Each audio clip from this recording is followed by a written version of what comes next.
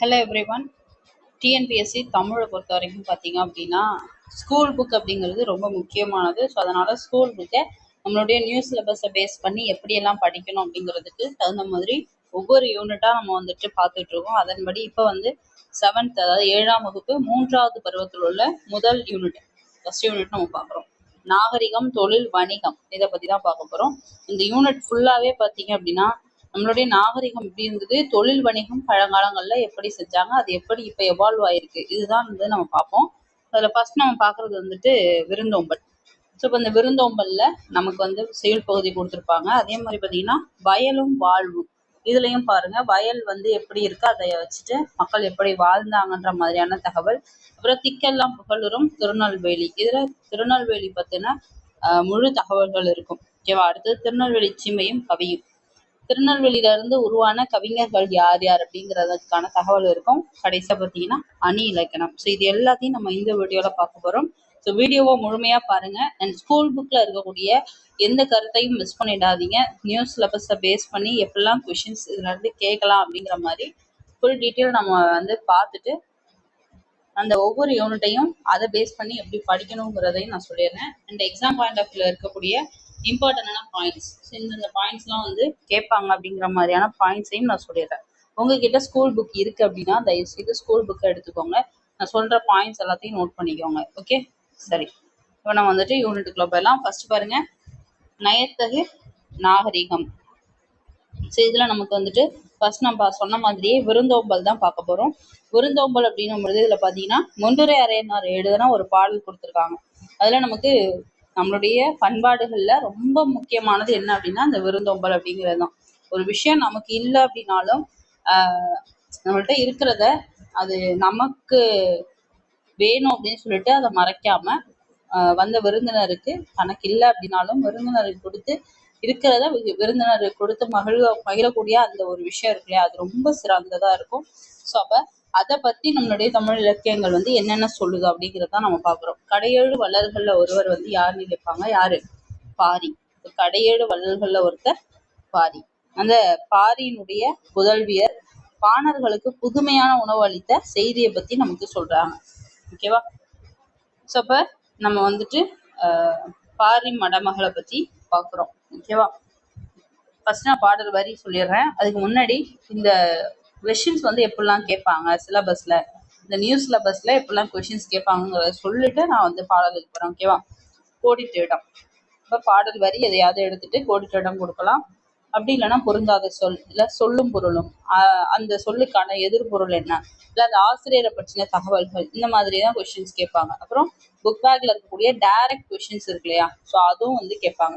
So அப்போ அது தகுந்த மாதிரி தான் நீங்கள் உங்களோட ப்ரிப்ரேஷனை எப்பொழுதுமே பண்ணணும். இந்த யூனிட்டுன்னு கிடையாது, எந்த யூனிட்டை நீங்கள் எடுத்து படித்தாலும் இதை பேஸ் பண்ணியே படிங்க. ஓகேவா. சரி, இப்போ நான் வந்துட்டு அந்த பாடல் அதோட பொருள் சொல்கிறேன். அதுக்கப்புறம் வந்துட்டு புக் பேக்லாம் பார்க்கலாம். ஓகேவா. ஃபர்ஸ்ட் பாடல் ஒரு தடவை நான் ரீட் பண்ணிடுறேன், அப்புறம் நான் உங்களுக்கு எக்ஸ்பிளைன் பண்ணுறேன். மாறி ஒன்று இன்றி பரந்திருந்த காலத்தும் பாரி மடமகள் மாண்பர்க்கு நீர் உலையுள் பொன் திறந்து கொண்டு புகாவாக நல்கினால் ஒன்றா முன்றிலோ இல்.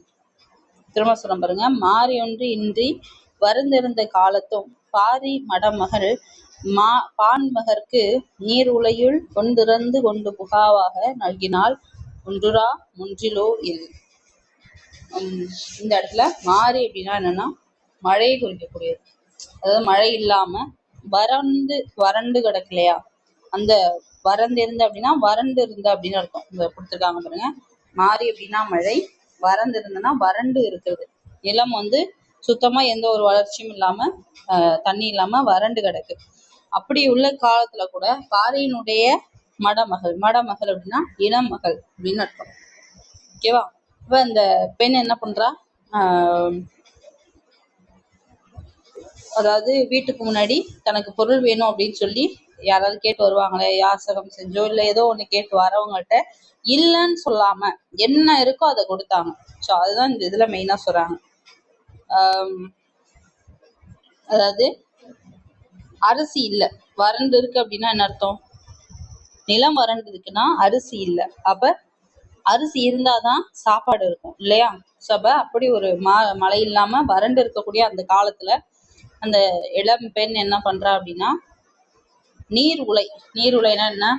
அரிசி சாதம் வடிக்கிறதுக்கு அரிசியை வந்து நெருப்புல வைக்கும் பொழுது உலை கொதிக்குதும், அந்த தண்ணி கொதிக்கும் பொழுது அந்த நீர் உலையில நம்ம அரிசியை போட்டு அதை வடிச்சு சாதமா எடுப்போம் இல்லையா? அந்த நீர் உலையில பொன் திறந்து கொண்டு, அதாவது பொண்ணை வந்து கோல்டை வந்து என்ன பண்றாளாம், போடுறாளாம். அதாவது அரிசிக்கு பதிலா, ஏன்னா அரிசி தான் இல்லையே. அப்ப அதை போட்டு அதை வந்து உணவாக, அதாவது அந்த கோல்டை வந்து புகானா உணவு, அந்த உணவா கொடுக்குறா. ஸோ அப்ப இல்லை அப்படின்னு சொல்லாம என்ன இருக்கோ அதை கொடுத்த அந்த ஒரு பழக்கத்தை இந்த பாடல் வரி வந்து நமக்கு காட்டுது. ஸோ அப்ப ஒன்றா முன்றிலோ இல், அப்படின்னா ஒண்ணு இல்லாத வீடுன்னு சொல்லி ஒண்ணு கிடையாது அப்படிங்கிறாங்க. எல்லா வீட்லயும் ஏதோ ஒண்ணு இருக்கு அப்படிங்கிறது தான். ஓகேவா? சப மடமகள் அப்படின்னும் பொழுது நான் சொன்ன இளம் மகள் அப்படின்னு, புகா அப்படின்னா உணவு, நல்கினாள் அப்படின்னா கொடுத்தாள், முன்றில் அப்படின்னா வீட்டினுடைய முன்னிடம், திணை.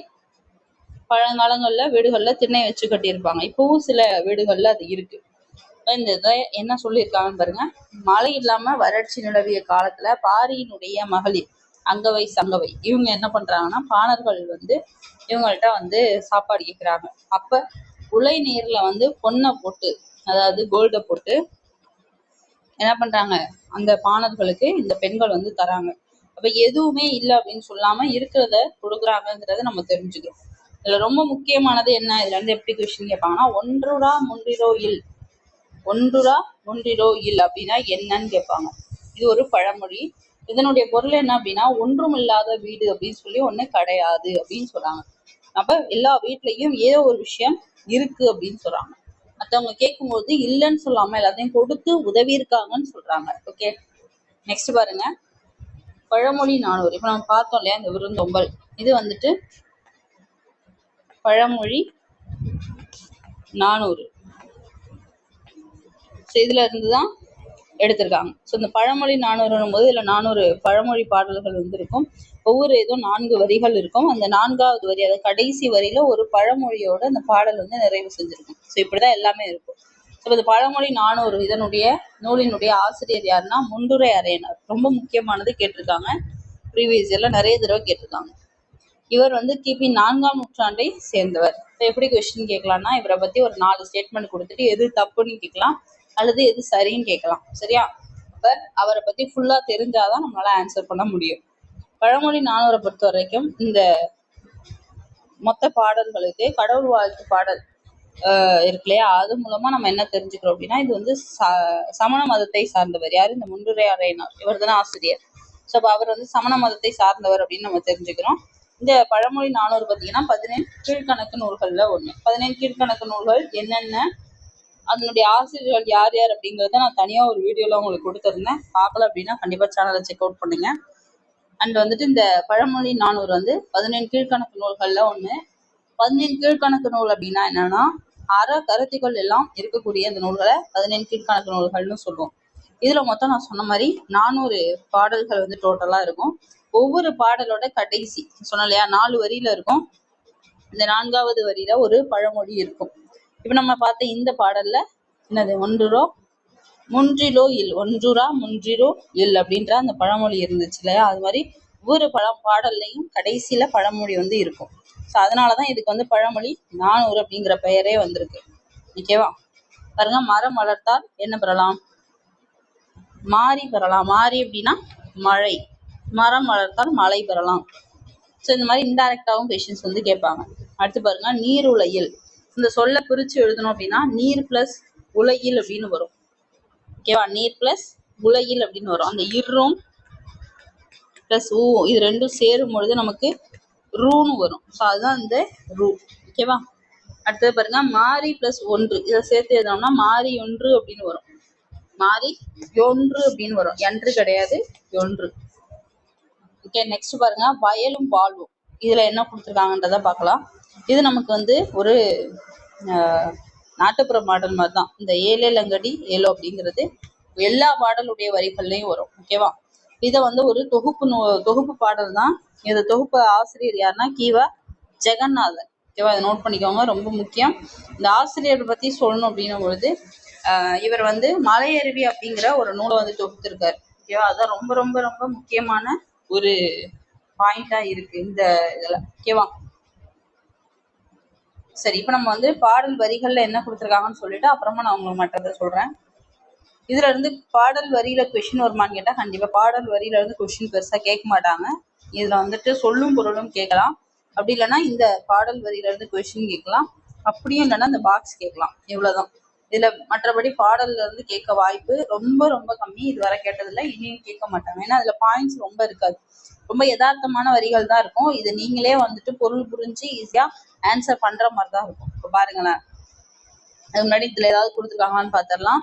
உலகில் பல வகையான தொழில்கள் வந்து நடக்குது. அதுல பசித்திருக்கக்கூடிய தொழில் நம்மளுடைய உழவு தொழில். ஸோ அந்த உழவு தொழில் தான் ரொம்ப முதன்மையானது. நிலத்தை வந்து தெரிவு செய்யறது, நாற்று பறிக்கிறது, நாற்று நடுறது, நீர் பாய்ச்சுறது, அறுவடை செய்யறது, போரடித்தல்னா நெல்லை வந்து அந்த நெற்கதிர்களை அடிச்சு அதுல இருந்து நெல்லை உமியை தனியா பிரிப்பாங்க இல்லையா, அதுதான். அப்புறம் நெல் பெறுதல், இந்த மாதிரியான செயல்பாடுகள் வந்து இந்த உழவு தொழில்ல இருக்கு. ஸோ அதை தான் இங்க வந்து பாடல்ல கொடுத்துருப்பாங்க. பாருங்க, ஓடையெல்லாம் தாண்டி போய் ஏலேலங்கடி ஏலோ, 1.5 குழி நிலமும் பார்த்து ஏலேலங்கடி ஏலோ. நோட் பண்ணிக்கோங்க, எத்தனை குழி நிலம்னு கேட்டானா 1.5 குழி நிலம்.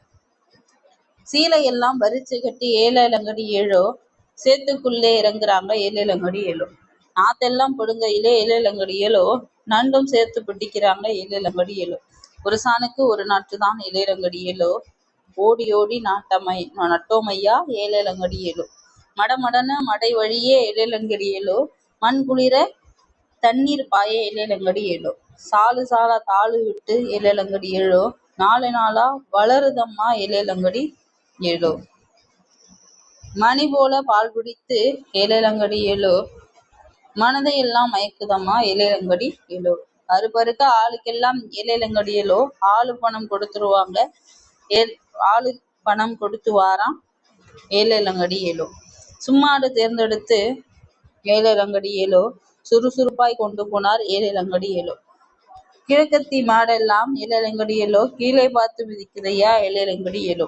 கால்படவும் கதிரபுரா ஏலேலங்கடி ஏலோ, கழறதையா மணிமணியா ஏலேலங்கடி ஏலோ. இதை நான் ஜஸ்ட் உங்களுக்கு ஒரு தடவை ரீட் பண்ணி காமிச்சேன். இப்போ நான் அதனுடைய பொருள் சொல்றேன். இதுல இருந்து கொஸ்டின் ஒருவேளை கேட்டாங்க அப்படின்னா எப்படி கேட்கலாம் அப்படிங்கிறதையும் நான் சொல்லிடுறேன். அதை மட்டும் நீங்க நோட் பண்ணிக்கோங்க. நான் சொன்ன மாதிரி தயவுசெய்து புக்கு கையில இருக்குன்னா புக்கை கையில வச்சுக்கோங்க, சொல்றதை மட்டும் நோட் பண்ணிக்கோங்க. ஓகேவா? பாருங்க, ஃபர்ஸ்ட் ஓடையெல்லாம் தாண்டி போய், இந்த ஏலேலங்கடி ஏலோலாம் விட்டுடலாம், ஏன்னா எல்லாத்துலயும் அதானே இருக்கு. ஓடையெல்லாம் தாண்டி போய் 1.5 குழி நிலம் பாக்குறாங்க. இந்த இடத்துல 1.5 குழி நிலம்னு எழுதிக்கோங்க. ஓகேவா? நெக்ஸ்ட் பாருங்க, சீலையை வரிச்சு கட்டிட்டு சேத்துக்குள்ள இறங்கி போய் நாத்த பிடுங்கையில என்ன பண்றாங்க, நண்டும் சேர்த்து பிடிக்கிறாங்க. அப்ப நாத்து அதோட நண்டு ரெண்டுமே பிடிக்கிறாங்க. ஒரு சாணுக்கு ஒரு நாத்து தான். அப்ப ஒரு நாத்துக்கும் இன்னொரு நாத்துக்கும் இடையில உள்ள அந்த டிஸ்டன்ஸ் பாத்தீங்கன்னா ஒரு சான். ஓடி ஓடி நட்டோமையா, மடமடனும் மடை வழியே, மடைனா என்ன, அந்த மடை திறந்துட்டாங்கன்னா தண்ணி வரும். ஸோ அதான் மடமடனும் மடை வழியே, மண் குளிர தண்ணீர் வந்து பாயுது, சாலு சாலா தாளு விட்டு 4 நாளா வளருது. இந்த வச்ச நாத்தெல்லாம் என்ன ஆகுது, வளருது. மணி போல பால் பிடித்து மனதையெல்லாம் மயக்குதம்மா, அறுப்பறுக்க ஆளுக்கெல்லாம். இப்போ இந்த நெற்மணிகள் எல்லாம் நல்லா வந்து வளர்ந்துருச்சு. ஸோ அப்போ அதை வந்து எல்லாம் என்ன பண்றாங்க, இந்த மாதிரி அறுத்து எடுக்கிறாங்க. ஸோ இப்போ இந்த அறுப்பு மட்டும் தான் கடைசியா வேலை முடிஞ்சதுக்கப்புறம் ஆளுக்கு பணம் என்ன பண்ணுவாங்க, கொடுப்பாங்க. எவ்வளோ வேலை பார்த்துருக்காங்களோ அதுக்கு தக்கன பணம் கொடுப்பாங்க. அடுத்து பாருங்க, சும்மாடு, அது தலையில சும்மாடு சுமப்பாங்க இல்லையா, துண்டை வந்து ரவுண்டா சுத்தி தலையில வச்சிருப்பாங்க. அவங்களோட பாரம் வந்து தலைக்கு ஸ்ட்ரைட்டா இறங்காம இருக்கிறது. சும்மாடு வந்து தேர்ந்தெடுத்து சுறுசுறுப்பா கொண்டு போனா இந்த கிழக்கத்தி மாடு அப்படின்னு சொல்றாங்க. கிழக்கத்தி மாடு. ஸோ அது வந்து என்ன பண்ணுது அப்படின்னா, இந்த நெல்மணிகள் மேல அழகா நடந்து கீழே பார்த்து அதை மிதிச்சு நடந்து போகுது. ஸோ அப்ப அந்த மாதிரி கால் படும் பொழுது, அந்த நெல் மேல மாட்டினுடைய கால் படும் பொழுது அந்த நெற்மணிகள் எல்லாம் என்ன ஆகுது, மணிமணியா கழலுது அப்படின்னு சொல்றாங்க. இவ்வளவுதான் இந்த பாடல்ல. இப்போ இதுல பாயிண்ட்ஸ்ன்னு பார்க்கும்போது நான் சொன்ன மாதிரி உங்களுக்கு என்ன இருக்கு, 1.5 குழி நிலம், ஒரு நாத்தோட நண்டும் சேர்ந்து பிடிக்கிறாங்க, ஒரு ஜானுக்கு ஒரு நாற்று, அவ்வளவுதான். இதுல வேற ஒன்றும் பாயிண்ட்ஸ் கிடையாது. அடுத்து பாருங்க, குழி அப்படின்னா நில அளவை பெயர். ஏன்னா நிலத்துலதான் குழி வெட்டுறோம். அப்ப அது நிலத்தினுடைய அளவை பெயர். ஜான் அப்படின்னா நீட்டல் அளவை. சான்னா நம்ம வந்து கையை வச்சுட்டு அளப்போம், அப்போ அது நீட்டல் அளவை. கையை நீட்டி அளப்போம், ஸோ நீட்டல் அளவை. அடுத்து பாருங்க, சீலை அப்படின்னா புடவை. மணி அப்படின்னா முற்றிய நெல். மணிமணியா கலருதுன்னு சொன்னாங்க இல்லையா, அந்த மணி தான் இது. மணி அப்படின்னா முற்றிய நெல். சும்மாடு அப்படின்னா பாரம் சுமப்பவர்கள் தலையில வைத்து கொள்ளக்கூடிய துணிச்சுருள். நான் சொன்னேன் இல்லையா, துண்டை சுருட்டி தலையில வச்சுருப்போம்ல, அதுதான் சும்மாடு. அடுத்து மடை அப்படின்னா வயலுக்கு நீர் வரக்கூடிய வழி. கழறுதல் அப்படின்னா உதிர்தல். கழறுதல்னா உதிர்தல். ஓகேவா, அவ்வளவுதான். இதுதான் நமக்கு இங்க பொருள்ல இருக்கும். வேணா நீங்க ஃப்ரீயா இருக்கும்போது ரீட் பண்ணிக்கோங்க. ஜஸ்ட் இதை ஒரு தடவை வேணா ரீட் பண்ணிக்கோங்க. நான் சொன்னதுதான் இதுல இருக்கும். அடுத்து பாருங்க, இது ரொம்ப முக்கியமானது. போரடித்தல்னா என்னன்னு பாக்குறோம். அறுவடை செஞ்ச அந்த நெற்கதிர்களை களத்துல எடுத்துட்டு போய் நெல்லை பிரிச்சு எடுப்பாங்க. நெல் தாள்ல எஞ்சிருக்கக்கூடிய நெல்மணிகளை பிரிக்கிறதுக்காக மாடுகளை வச்சு என்ன பண்ணுவாங்க, மிதிக்க செய்வாங்க. அப்பதான் அந்த நெல்லுல உள்ள அந்த மணிகள் எல்லாம் என்ன பண்ணும், தனியா வரும். அதுக்கு போரடித்தல் அப்படின்னு பெயரு. மாடு கட்டி போரடித்தல் மாளாது செந்நெல் என்று ஆணை கட்டி போரடிக்கும் அழகான தென்மதுரை அப்படின்னு ஒரு நாட்டுப்புற பாடல் இருக்கு. கேட்பாங்க, இது என்னன்னு கேட்பாங்க. நாட்டுப்புற பாடல். ஓகேவா. அடுத்து பாருங்க, நாட்டுப்புறங்கள்ல உழைக்கக்கூடிய மக்கள் தங்களுடைய களைப்பு தெரியாம இருக்கிறதுக்காக, பாருங்க, களைப்பா, கலை, கலை. இது ரெண்டுத்துக்கும் டிஃபரன்ஸ் தெரியும்னா கமெண்ட்ஸ்ல சொல்லுங்க. ஓகேவா. இதெல்லாம் மயங்கொழிகள். சரி, இந்த மாதிரி களைப்பு தெரியாம இருக்கிறதுக்காக பாடக்கூடிய பாடல் தான் நாட்டுப்புற பாடல். இதை வந்து வாய்மொழி இலக்கியம் அப்படின்னு நம்ம சொல்லுவோம். பல்வேறு தொழில்கள் குறித்து நாட்டுப்புற பாடல்கள் வந்து மலையருவி அப்படிங்கிற நூல்ல கீவா ஜெகநாதன் என்ன பண்ணியிருக்காரு, தொகுத்து வச்சிருக்காரு. ஸோ அதுல ஒரு பாடல் தான் உழவு தொழில் பத்தி இப்ப நம்ம பார்த்த இந்த பாடல். ஓகேவா. உழவர் வந்து சேற்று வயலில் என்ன நடுவாங்க, நாற்று நடுவாங்க. மரம் கிடையாது. மரத்தை எப்படி நட முடியும்? நாற்று செடியா வளரும், அதுல இருந்து நமக்கு ஒரு இது கிடைக்கும். பயிரும் கிடையாது. ஓகேவா. செடி, பயிர், மரம் மூணுமே வந்து கிடையாது. நாற்று தான் கரெக்ட். வயலில் விளைந்து முற்றிய நெற்மணிகள், நெற்பயிர்களை என்ன பண்ணுவாங்க, விளைந்து முற்றிய நெல்மணிகளை அறுவடை செய்வாங்க. தேர்ந்தெடுத்து அது பிரித்து எழுதுறது, ஓடையெல்லாம் சேர்த்து எழுதுறது, அதெல்லாம் ஈஸி தான். நாற்று அப்படின்னா நடுதல், நீர் பாய்ச்சுதல், கதிர் அறுத்தல், களை பறித்தல். ஓகே, அவ்வளவுதான். அடுத்து நம்ம பார்க்கும்போது திக்கெல்லாம் புகழூரும் திருநெல்வேலி. இதுல நம்ம சொன்ன மாதிரி திருநெல்வேலி பற்றின நிறைய தகவல்கள் இருக்கும். சில லெசன்ஸ் பார்த்தீங்க அப்படின்னா தவிர்க்க முடியாத பாடமா இருக்கும். அண்ட் அந்த பாடத்துல இருக்கிற எல்லா வரிகளும் இம்பார்ட்டன்ஸ் அப்படின்னு நம்ம சொல்லுவோம். அதே மாதிரி தான் இந்த பாடத்துலையும் எக்ஸாம் பாயிண்ட் ஆஃப் வியூல நிறைய கொஸ்டின்ஸ் கேட்கறதுக்கான வாய்ப்புகள் இருக்கு. முக்கியமான பாடம் அப்படின்னு சொல்லலாம். எப்படி இந்த அறிஞர் அண்ணாவை பத்தி, இல்ல பாரதியார் பத்தி, இல்லைன்னா பார்த்தீங்கன்னா மாப்போசி, அயோத்திதாசர், அம்பேத்கர், இந்த மாதிரி சில முத்துராமலிங்க தேவர், இப்படி ஒவ்வொருத்தரை பத்தின சில லெசன்ஸ்ல எல்லா வரிகளையும் நம்ம எப்படி படிக்கிறோமோ அதே மாதிரி தான் இந்த பாடத்துலையும் வந்து நம்ம எல்லாத்தையும் படிக்கிற மாதிரி இருக்கும். இருந்தாலும் உங்களுக்கு இதுல இருக்கிற பாயிண்ட்ஸை மட்டும் நான் சொல்றேன், அதை மட்டும் நீங்க ஜஸ்ட் நோட் பண்ணிக்கோங்க. வேற எதையுமே நீங்க படிக்க வேண்டாம். ஓகேவா.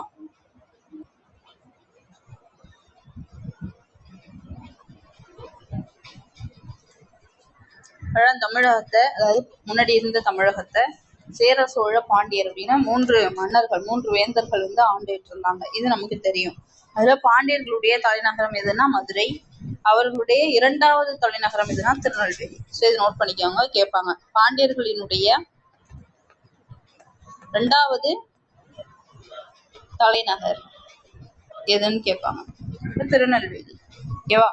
அதுல என்னென்ன விஷயங்கள், ஸ்பெஷாலிட்டி என்னென்ன இருக்குங்கிறத பார்க்கலாம். இந்நகரை சுற்றி நெல் வயல்கள், வேலி மாதிரி இது கேட்பாங்க. கூற்று காரணத்துல கேட்கலாம். எப்படி கேட்பாங்கன்னா, பாண்டியர்களுடைய 2வது தலைநகரம் திருநெல்வேலி, கூற்று 1. கூற்று 2 பாருங்க, திருநெல்வேலியை சுற்றி நெல் வயல்கள் வேலி போல் அமைந்திருந்ததால் திருநெல்வேலி என பெயர் பெற்றது அப்படின்னு கொடுப்பாங்க. இப்ப கூற்று காரணம் இரண்டும் சரி, கூற்று காரணத்தை சரியாக விளக்குகிறது அப்படின்னு நம்ம சொல்லலாம். கரெக்டா. இப்ப எப்படிலாம் கொஸ்டின் கேட்பாங்கிறத நீங்க படிக்கும் பொழுது நீங்க ஒரு கொஸ்டின் மேக்கரா என்ன பண்ணணும், யோசிச்சு பார்க்கணும். அப்பதான் உங்களால அந்த கொஸ்டின்ஸ்க்குலாம் ஆன்சர் பண்ண முடியும். ஓகே. சரி, இப்ப இந்த பெயர் ஏன் வந்துச்சுன்னு நம்ம பார்த்துட்டோம்.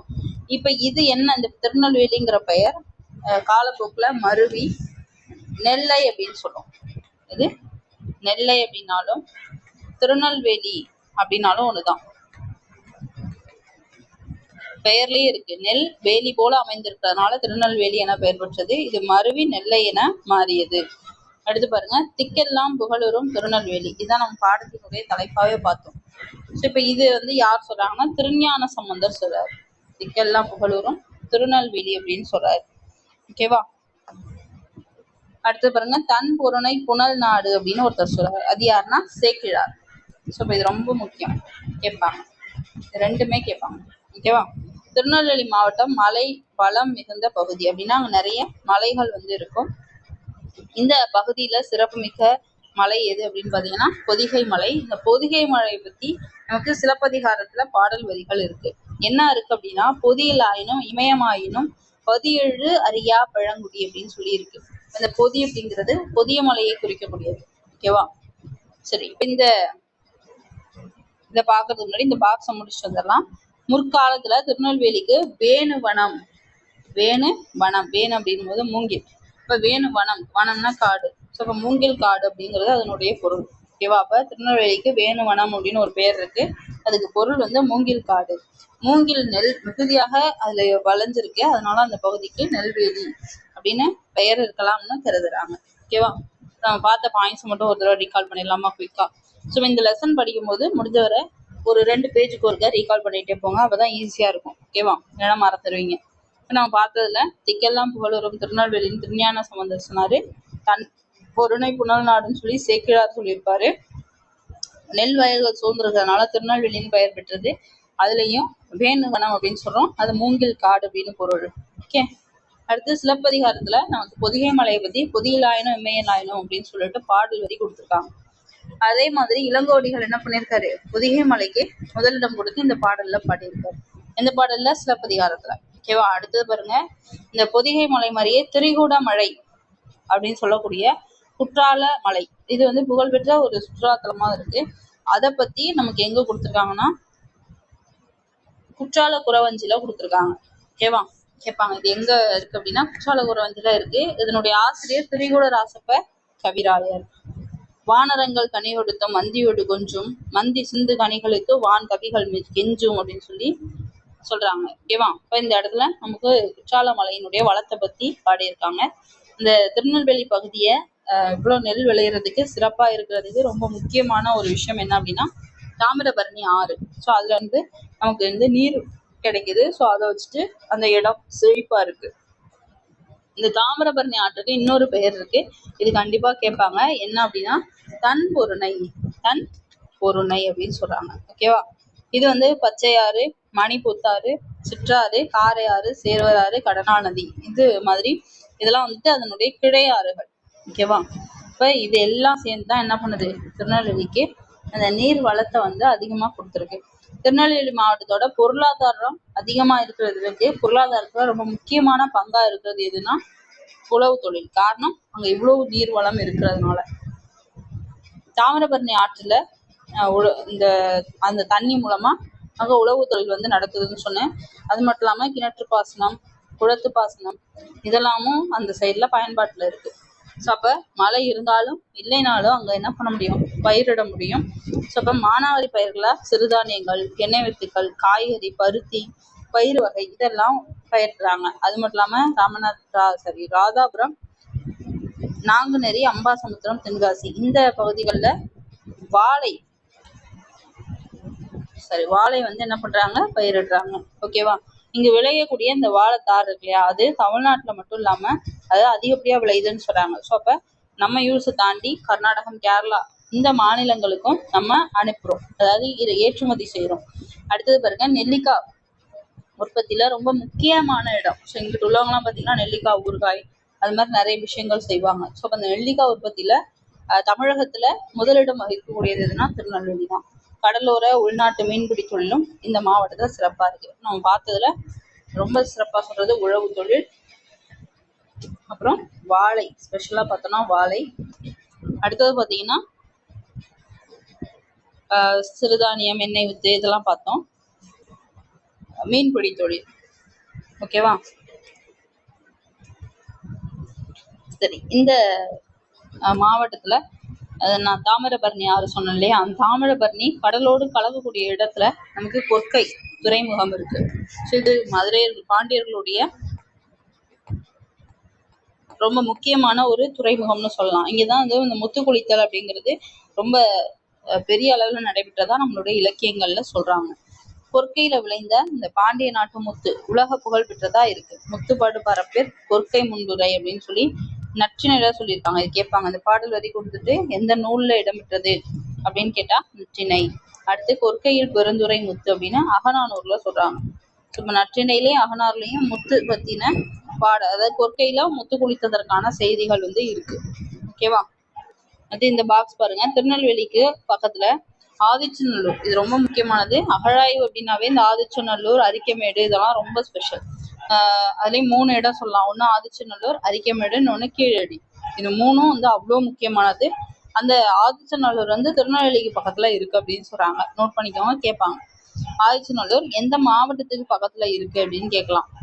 திருநெல்வேலிக்கு அருகில இந்த ஆதிச்சநல்லூர் அப்படிங்கிறது வந்து இருக்கு. இங்க அகழாய்வு நடத்தும் பொழுது இறந்தவர்களினுடைய உடல்களை புதைக்க பழந்தமிழர்கள் பயன்படுத்தின இந்த முதுமக்கள் தாலி அப்படின்னு சொல்றாங்க இல்லையா, பெரிய பெரிய பானைகள் மாதிரி இருக்கும். ஸோ அதை வந்து கண்டுபிடிச்சிருக்காங்க. அது மட்டும் இல்லாம தமிழர்களினுடைய தொன்மைக்கு நாகரிக சிறப்புக்கும் சார்ந்தா நிறைய தொல்பொருள்கள் வந்து இங்க கிடைச்சிருக்கு. ஓகேவா? இப்ப இந்த ஆதிச்சநல்லூர் வந்துட்டு தூத்துக்குடி மாவட்டத்துக்கு பக்கத்துல இருக்கு அப்படின்னு சொல்றாங்க. அப்போ உங்களுக்கு ஆப்ஷன்ல என்ன இருக்குன்னு பார்க்கணும். எந்த மாவட்டத்துல இருக்குன்னு கேட்டாங்கன்னா தூத்துக்குடி. ஒருவேளை எதுக்கு பக்கத்துல இருக்கு அப்படின்னு தூத்துக்குடி ஆப்ஷன்ல இல்லாம திருநெல்வேலி கொடுத்தாங்கன்னா திருநெல்வேலி சூஸ் பண்ணிக்கோங்க. ஓகே. அடுத்து பொருணனை எனப்படும் தாமிரபரணி. தன்பொருணைன்னு ஒரு பேர் பார்த்தோம். அடுத்து பொருணை அப்படின்னு ஒரு பேர் பார்க்கிறோம். ரெண்டுமே என்னதுன்னா தாமிரபரணி ஆற்றினுடைய பெயர்கள் தான். இதை நோட் பண்ணிக்கோங்க. கிரேக்க ரோமாபுரி நாடுகளை சேர்ந்தவர்களான யவனர்கள் இந்த கொற்கையில் உள்ள முத்துகளை ரொம்ப விரும்பி வாங்கிட்டு போயிருக்காங்க. ஓகேவா? சரி, இந்த ஆற்று கரையில தாமிரபரணி ஆற்று கரையில அமைந்துள்ள இந்த நெல்லை மாநகரினுடைய சிறப்பு, நகரினுடைய நடுவுல பார்த்தீங்க அப்படின்னா நெல்லையப்பர் கோவில் இருக்கும். கோவிலை சுத்தி 4 பக்கங்கள்லையும் என்ன இருக்கும்? மாட வீதிகள் இருக்கும். அதை சுத்தி தேர் போகக்கூடிய அளவுல பெரிய அழகான அந்த வீதிகள், தெருக்கள் வந்து இருக்கும். இங்கு திங்கள் தோறும் திருவிழா நடைபெறும். திங்கள் தோறும்னா மாதம் தோறும்னு அர்த்தம். ஓகேவா? திங்கள்னா மாதம். இது நம்ம எப்படி தெரிஞ்சுக்கிறோம் அப்படின்னா தேவாரத்துல குறிப்பிட்டிருக்காங்க. திருஞான சம்பந்தர் சொல்லியிருக்காரு. என்ன சொல்லியிருக்காருன்னா, திருநாள் விழா மல்கு திருநெல்வேலி உரை செல்வர் தாமி அப்படின்னு இருக்காரு. இது கேட்பாங்க. யார் சொன்னா, எந்த நூல்ல சொன்னாங்க, என்ன சொன்னாங்க, இந்த மாதிரி இந்த லெசனை படிச்சுக்கோங்க. ஓகேவா? நெல்லை மாநகரின் தெருக்கள் பல அதனுடைய பழமைக்கு சான்றா இருக்கு. அதுலயும் பர்டிகுலரா காவல்புரை தெரு. காவல்புரை தெரு. ஸோ இந்த காவல்புரை தெருவில் வந்துட்டு சிறைச்சாலை அப்படின்னு சொல்றோம். அந்த காவல் அப்படின்னும் பொழுது என்னது? சிறை. ஓகேவா? காவல்துறை ரிலேட்டடானது இந்த சிறை. அப்போ அந்த தெருவில் நமக்கு வந்துட்டு சிறைச்சாலை இருக்கும். அரசால தண்டிக்கப்பட்டவர்கள் இங்கு சிறை வைக்கப்படுவாங்க. ஸோ நிறைய பேர் இங்க சிறையில இருக்கிறதுனால இந்த காவல்புரை தெரு அப்படின்னு அதற்கு பெயர் வச்சிருக்காங்க. அடுத்து மேல வீதியை அடுத்து கூழை கடை தெரு அப்படின்னு ஒண்ணு இருக்கும். கூழம் அப்படின்னா கூழை அப்படின்னும் பொழுது கூழம் அப்படின்னு சொல்லலாம். கூழம் அப்படின்னும் பொழுது இந்த லே வராது, நமக்கு இந்த லே வரும். ஓகேவா? கூழம் அப்படின்னா தானியம். ஸோ அப்ப அங்க தானியங்கள் வந்து அதிக அளவுல இருக்கும். ஸோ அது வந்து காலப்போக்குல மருவி என்ன ஆயிட்டு? கூழை கடை தெரு அப்படின்னு ஆயிட்டு. அடுத்தது பார்த்தீங்கன்னா அக்கச்சாலை. அக்கம் அப்படின்னும் பொழுது இது வந்துட்டு அணிகலன்கள், அந்த பொற்காசுகள் அது பத்தின உருவாக்கக்கூடிய இடம். அப்ப இந்த இடத்துல அக்கச்சாலையில நமக்கு அணிகலன், பொற்காசு, ஆபரணம் இதெல்லாம் உருவாக்குற அந்த பகுதி. ஸோ இங்கிட்டு பார்த்தீங்கன்னா அக்கச்சாலை தெரு அப்படின்ற பெயர்ல என்ன பண்ணியிருக்காங்க இருக்கு. இப்போ இந்த 3த்துக்கும் டிஃபரன்ஸ் பார்த்தீங்கன்னா இங்க வந்துட்டு சிறை வைக்கப்பட்டவர்கள் அதிக பேர் இருப்பாங்க. இங்க தானியத்தை உருவாக்கக்கூடியவர்கள் இருப்பாங்க. அதே மாதிரி இங்க பார்த்தீங்கன்னா அந்த தங்கத்தை உருவாக்கக்கூடிய நபர்கள் வசிப்பாங்க. ஸோ இந்த மாதிரி இடத்துக்கு அவங்க வசிக்கக்கூடிய ஆட்களை பொறுத்து பெயர்கள் வந்து வச்சிருக்காங்க. அடுத்து ரொம்ப முக்கியமானது, இது நிறைய தடவை கேட்டிருக்காங்க. தாமிரபரணி ஆற்றுல மேற்கு கரையில திருநெல்வேலியும் கிழக்கு கரையில வந்துட்டு பாளையங்கோட்டையும் இருக்கு. ஸோ இந்த 2 நகரங்களையும் நம்ம இரட்டை நகரம் அப்படின்னு சொல்றோம். என்ன சொல்றோம்? இரட்டை நகரங்கள் அப்படின்னு சொல்றோம். இந்த பாளையங்கோட்டையில அதிக அளவுல நமக்கு கல்வி நிலையங்கள் இருக்கு. ஸோ அதனால தென்னிந்தியாவினுடைய ஆக்ஸ்போர்ட் அப்படின்னு நம்ம சொல்றோம். ரொம்ப ரொம்ப முக்கியமானது. தென்னிந்தியாவினுடைய ஆக்ஸ்போர்ட் எது அப்படின்னு கேட்டாங்கன்னா தெரியணும்.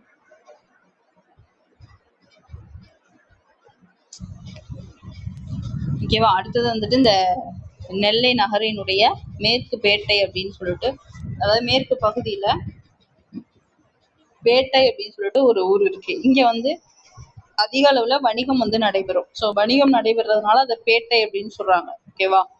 இந்த பகுதியில இப்போ உதாரணத்துக்கு கடல் அப்படின்னும் போது பட்டினம்னு சொல்லுவோம். கடல் சார்ந்த பகுதிகளை பட்டினம் அப்படின்னு சொல்லுவோம். இப்போ இங்க வந்துட்டு வணிகம் சார்ந்த இடத்த பேட்டைன்னு சொல்றாங்க. ஓகேவா.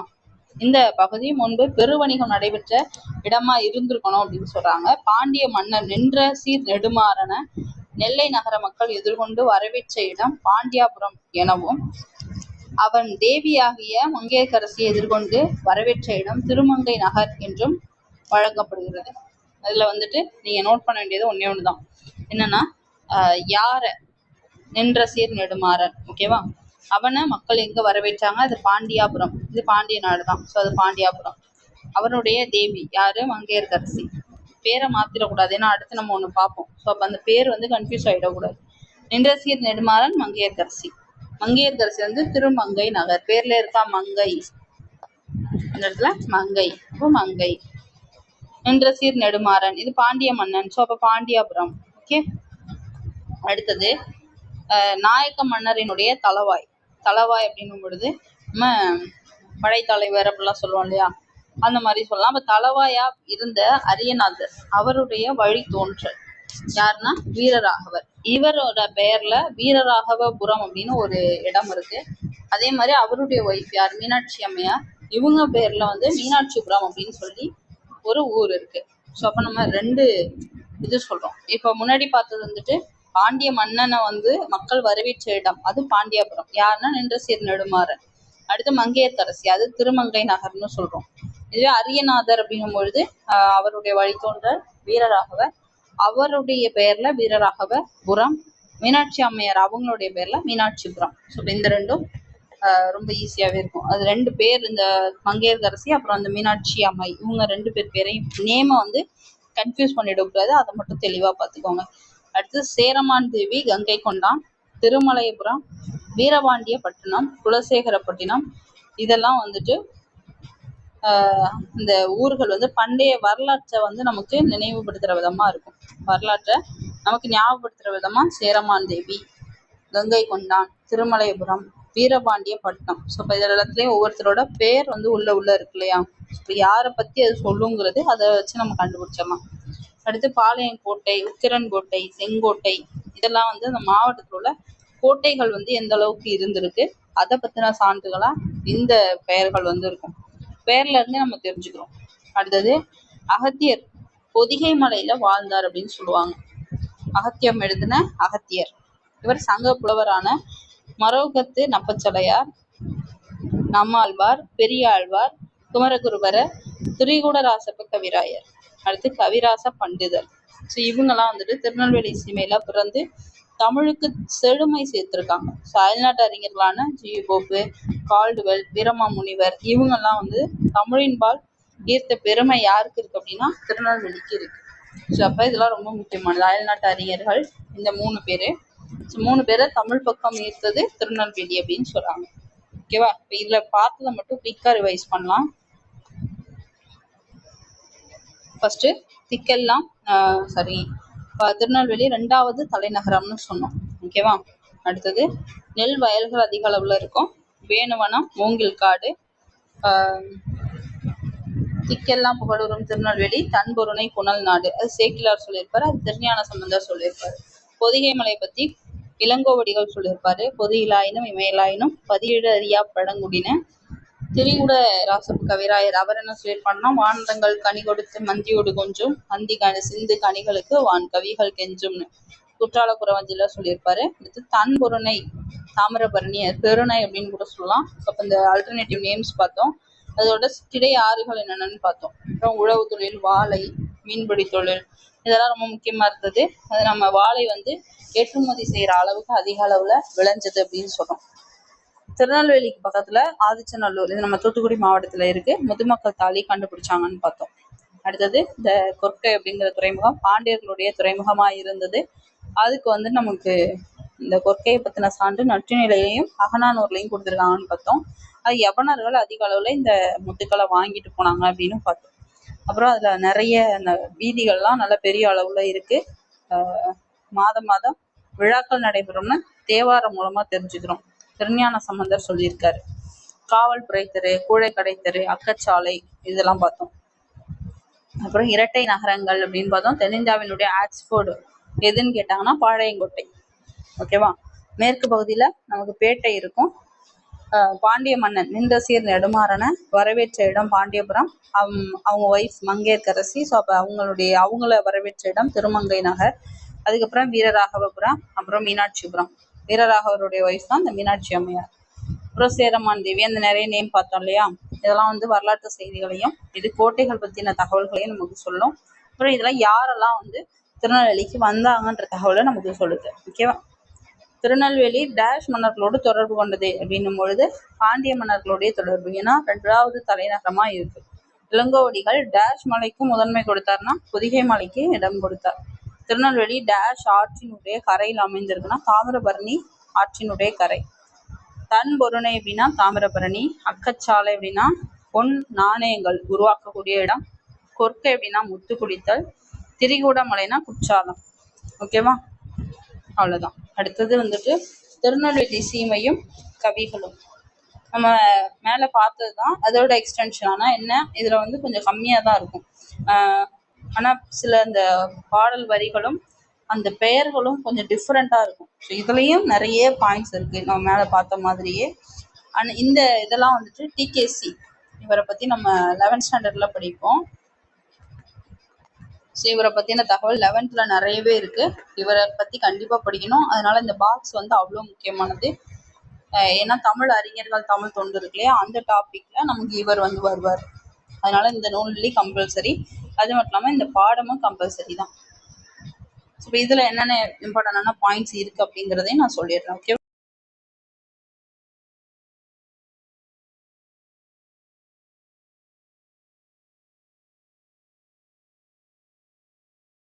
இருக்கிற இம்பார்ட்டண்டான பாயிண்ட்ஸ் ஒன் பை ஒன்னா பார்த்துடலாம். ஃபர்ஸ்ட் நான் முன்னாடியே சொன்ன மாதிரி திருநெல்வேலி தான் மெயின். ஓகேவா. இதில் நிறைய பெயர்கள் வந்து புதுசு புதுசாக இருக்கும். ஸோ அதை நம்ம நோட் பண்ணிக்கலாம். பாருங்க, நிறைய கவிஞர்கள் வந்து இங்கே பிறந்திருக்காங்க. இதில் திருநெல்வேலி ஜில்லா ஃபுல்லாகவே பார்த்தோம்னா ஸோ அதில் நிறைய விஷயங்கள் கொடுத்துருப்பாங்க. இதெல்லாம் கூட தேவையில்லை, நம்ம இங்கே வந்துடலாம். பாரதியார் பிறந்து வளர்ந்தது எங்கன்னு பார்த்தீங்கன்னா எட்டயபுரம். இது எல்லாருக்கும் தெரிஞ்சது. பாரதியார் அப்படின்னாவே அது எட்டயபுரம் தான். இந்த எட்டயபுர சமஸ்தானம் அப்படின்னு பார்க்கும் பொழுது ஊர் ஊராய் புலவர்கள், கவிஞர்கள், கவிராயர்கள் இவங்க எல்லாம் வாழ்ந்திருக்காங்க. ஸோ அப்போ தேசிய கவிஞர், தேசிய கவி நாயகனார் இருக்கார் இல்லையா, தேசிய கவி. ஸோ அவங்க என்ன பண்ணுறாங்க அப்படின்னா கன்னியாகுமரி பக்கம், அதாவது நாஞ்சில் நாட்டில் பிறந்து வளர்ந்தவராக இருந்தாலும் தமிழை வந்து ரொம்ப ஆர்வமாக கற்றுக்கிட்ட இடம் எதுன்னு பார்த்தோம்னா திருநெல்வேலி. நெக்ஸ்ட் பாருங்க, பாரதியார், தேசிய கவி இவங்கெல்லாம் நம்மளோட இருந்த, அதாவது நமக்கு பழக்கப்பட்ட பெயர்கள். ஆனால் இதில் இன்னும் பழைய கவிஞர்கள் நிறைய பேர் இருக்காங்க. நான் அதான் சொன்னேன், நிறைய புது பெயர்களை நம்ம பார்ப்போம் அப்படின்னு சொல்லிட்டு. பாருங்க, கோவில்பட்டியிலேருந்து கிழக்கே 8 மைல் தூரத்தில். இப்போ 8 மைல்னு இங்கே எழுதிக்கோங்க. ஏன்னா இப்போ இதில் நிறைய வார்த்தைகள் புதுசாக இருக்கிறதுனால நீங்கள் வந்துட்டு ஸ்கிப் பண்ணிடாமல் முக்கியமான பாயிண்ட்ஸை அண்டர்லைன் பண்ணுங்கள். அப்படி இல்லைன்னா சைட்டில் எடுத்து நோட் பண்ணிக்கோங்க. ஓகேவா. சரி, இப்போ பாருங்க, கோவில்பட்டியிலேருந்து கிழக்கில் 8 மைல் தூரத்தில் பாரதியாருடைய பிறப்பிடம் திருநெல்வேலியிலேருந்து பார்த்தீங்கன்னா எட்டயபுரம் இருக்குது. ஸோ அங்கே வந்துட்டு சுமார் 20 வருஷத்துக்கு முன்னாடி இருந்த ஒருத்தர் தான் யார், கடிகை முத்துப்புலவர். ரொம்ப முக்கியமான ஒரு நபர். இவர் வந்து வேங்கடேஸ்வர எட்டபராஜாவை பற்றி நிறைய பாடல்கள் எழுதியிருக்காரு. அப்போ யார் எதை பற்றி பாடல்கள் எழுதியிருக்காங்க, எந்த ஊரில் இருந்திருக்காங்க, இவ்வளோதான் இதில் நீங்கள் படிக்கணும். இதுதான் மற்ற எல்லா இந்த லெசன் முடிகிறது வர அதுதான் இருக்கும். இப்போ பாரதியார் அப்படின்னும் போது நான் சொல்லிட்டேன் எட்டயபுரம். தேசிய கவி இவர் வந்துட்டு பார்த்தீங்கன்னா கன்னியாகுமரியாவே இருந்தாலும் அதிகமாக தமிழ் படித்தது திருநெல்வேலியிலன்னு சொல்லிட்டாங்க. அதுக்கப்புறம் இந்த கோவில்பட்டியிலேருந்து கிழக்கில் 8 மைல் டிஸ்டன்ஸில் பார்த்தீங்கன்னா நமக்கு எட்டயபுரம் இருக்குது. அதில் 200 வருஷம், எத்தனை வருஷன்றதை பார்த்துக்கணும். 200 வருஷத்துக்கு முன்னாடி வாழ்ந்த ஒருத்தவர் கடிகை முத்துப்புலவர். இவர் என்ன பண்ணியிருக்காருன்னா வெங்கடேஸ்வர எட்டப்பராஜாவை பற்றி நிறைய பாடல்கள் எழுதியிருக்காரு. இதெல்லாம் வந்துட்டு எப்படி கேட்கலாம்னா கூற்று காரணத்தில் கேட்டால் மட்டும்தான் உங்களுக்கு கஷ்டமாக இருக்கும். மற்றபடி வாட் இஸ் வாட்டுங்கிற மாதிரி கோடிட்டிடமோ இல்லை வந்து டைரக்ட் கொஸ்டினோ கேட்டால் ஈஸியாக இருக்கும். ஆனால் கூற்று காரணம் கேட்டாங்கன்னா கஷ்டமாக இருக்கும். அதனால கொஞ்சம் கவனமாக படிச்சுக்கோங்க. ஓகேவா. அடுத்து மணியாச்சி. மணியாச்சிலேருந்து 7-8 மைல், அதாவது 7 அல்லது 8 அப்ராக்சிமேட்டாக கொடுக்கலாம், 7-8 மைல் தூரத்தில் தாமிரபரணி நதி, நம்ம முன்னாடியே போன லெசன்லேயே பார்த்தோம், திருநெல்வேலி அப்படின்னாவே தாமிரபரணி நதி வந்து பக்கத்தில் இருக்குது அப்படின்னு சொல்லிட்டு. ஸோ அப்போ அந்த தாமிரபரணி நதியும் சிற்றாரும் ரெண்டு ஜாயின் ஆகக்கூடிய ஒரு இடம் பார்த்தீங்க அப்படின்னா சீவலப்பேரி அப்படின்னு சொல்லக்கூடிய முக்கூடல். ஓகேவா? இந்த இதில் முக்கூடல் பல்லு, இது நம்ம கண்டிப்பாக ஸ்கூலில் படிச்சிருக்கோம். முக்கூடல் பல்லு படிக்காதவங்க இருக்கவே முடியாது. ஸோ அந்த முக்கூடல் பல்லு அப்படிங்கிற பிரபந்தம், ஸோ அது வந்து முக்கூடலை பற்றி, அதாவது இந்த சீவலப்பேரிங்கிற இடத்த பற்றி தான் அது பாடியிருக்காங்க அந்த பாடல்கள்.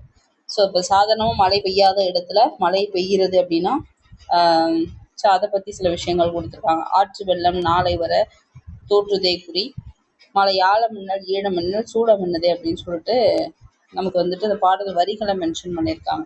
சரியா? ரொம்ப முக்கியமானது வந்துட்டு எங்கே எது ஜாயிண்ட் ஆகுது, அதோட இடம் எங்கே இருக்குது, எவ்வளோ டிஸ்டன்ஸில் இருக்குது. ஓகேவா? அடுத்தது பாருங்கள், திருநெல்வேலிக்கு பொறுத்த வரைக்கும் இதெல்லாம் வந்துட்டு திருநெல்வேலி கொஞ்சம் சரௌண்டிங்கில் இருக்கக்கூடிய பிளேசஸ். இன்னும் கொஞ்சம் பக்கத்தில் போய் பார்த்தோம்னா 300 வருஷங்களுக்கு முன்னாடி, ஜஸ்ட் 200 வருஷம் பார்த்தோம் இல்லையா, இங்கே வந்துட்டு 300 வருஷத்துக்கு முன்னாடி மதுரை பக்கத்துல பலபட்டடை சொக்கநாத புலவர் இவர் என்ன பண்றாருன்னா நெல்லைக்கு வராரு. நெல்லைனா திருநெல்வேலியை தான் நெல்லைன்னு சொல்றோம். திருநெல்வேலியினுடைய மருவு அப்படிங்கிறது தான் என்னது நெல்லைங்கிறது. ஸோ இது வந்துட்டு கேட்பாங்க, மருவு பெயர் நமக்கு சிலபஸ்ல இருக்கு.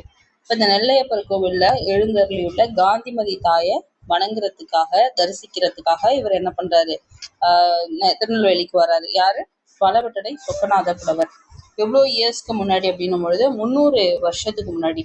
இப்போ 200 வருஷத்துக்கு முன்னாடி யாரை பற்றி படிக்கிறோம், 300 வருஷத்துக்கு முன்னாடி யாரை பற்றி படிக்கிறோன்ற டிஃப்ரென்ஸ் தெரிஞ்சுக்கோங்க. ஓகேவா? ஸோ இப்போ இவர் வந்துட்டு வந்து என்ன பண்ணுறாரு, சாமி வேண்டிட்டு போகிறாரு. அடுத்தது திருநெல்வேலியிலேருந்து திருச்செந்தூருக்கு போகிற அந்த வழியில், மார்க்கம் அப்படின்னா வழின்னு அர்த்தம். ஓகேவா? மார்க்கம் அப்படின்னா வழி, போகக்கூடிய வழியில் 18வது மைல். இவ்வளோ நேரம் நம்ம பார்த்ததெல்லாம் ஒன்று 8 மைல் பார்த்தோம், இன்னொன்று 7 அல்லது 8 மைல் பார்த்தோம். ஆனால் இது பாருங்கள் 18வது மைல். 18வது மைலில் அந்த ஆற்றுக்கு வடகரையில ஸ்ரீவைகுண்டம் அப்படிங்கிற இடம் இருக்கு. ஸ்ரீவைகுண்டம் அல்லது ஸ்ரீவைகுண்டம்னு சொல்லலாம். இங்க வந்து பாத்தீங்கன்னா பிள்ளை பெருமாள் ஸ்ரீவைகுண்டத்து பெருமாளை பற்றி பாடியிருக்காரு. ஓகேவா? ஆற்றுக்கு தென்கரையில, இப்ப இது வந்துட்டு வடகரை சொன்னோம், இதே ஆற்றோட தென்கரையில நம்மாழ்வார் என்ன பண்ணியிருக்காருன்னா அவதார ஸ்தலமான ஆழ்வார் திருநகரி, அவர் நம்மாழ்வார் இருக்கார் இல்லையா, அவருடைய அவதார இடம், அவர் அவதரித்த இடம் அது எதுனா ஆழ்வார் திருநகரி அப்படிங்கிறது. ஏன்னா நம்மாழ்வார் அவதரித்ததுனால அது திருநகரி அப்படின்னு சொல்றாங்க. அப்ப ஆழ்வார் திருநகரி அது வந்து தென்கரையில இருக்கு. அப்ப திருநெல்வேலி திருச்செந்தூர் அந்த போறக்கூடிய வழியில 18 மைல் டிஸ்டன்ஸ்ல ஆற்றுக்கு வடகரையில ஸ்ரீவைகுண்டம் இருக்கு. அங்க பிள்ளை பெருமாள் ஸ்ரீ வைகுண்டத்து பெருமாளை பத்தி பாடியிருக்காரு. அதே ஆற்றுக்கு தென்கரையில நமக்கு என்ன இருக்கு, நம்மாழ்வார் உருவான அந்த ஆழ்வார் திருநகரி இருக்கு. ஸோ அப்போ 2 தகவல்கள் இந்த ஸ்டேட்மெண்ட்லயே இந்த பாக்ஸ் இந்த பேராகிராஃப்லயே பார்க்குறோம். முக்கியமானது 2மே. சரியா?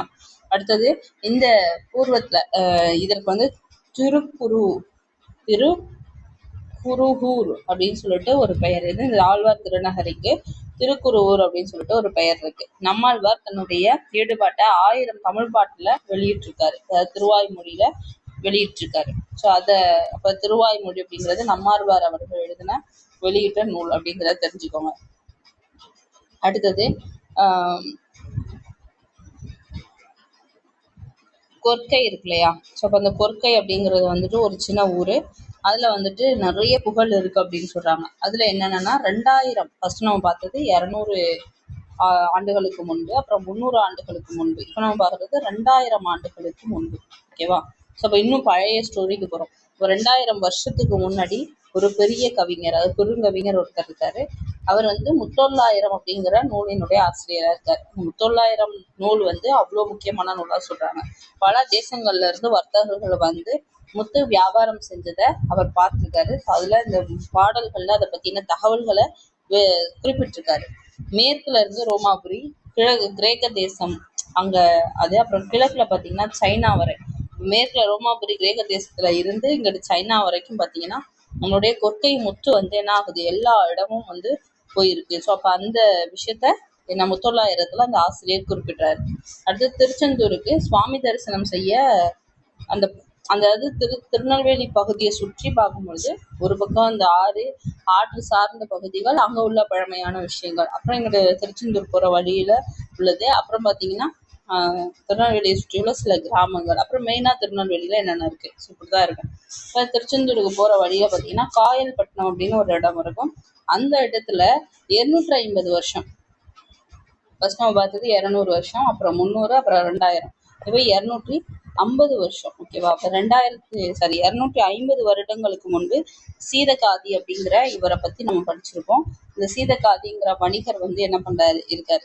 அப்போ 200 வருஷத்துக்கு முன்னாடி யார் வாழ்ந்தாங்க, 300க்கு யாரு, 2000க்கு யாரு, இந்த 250க்கு யாரு, அந்த பர்சன்ஸை மாத்திரக்கூடாது. ஓகேவா? அப்போ 250க்கு சீதகாதி இவர் இருக்காரு.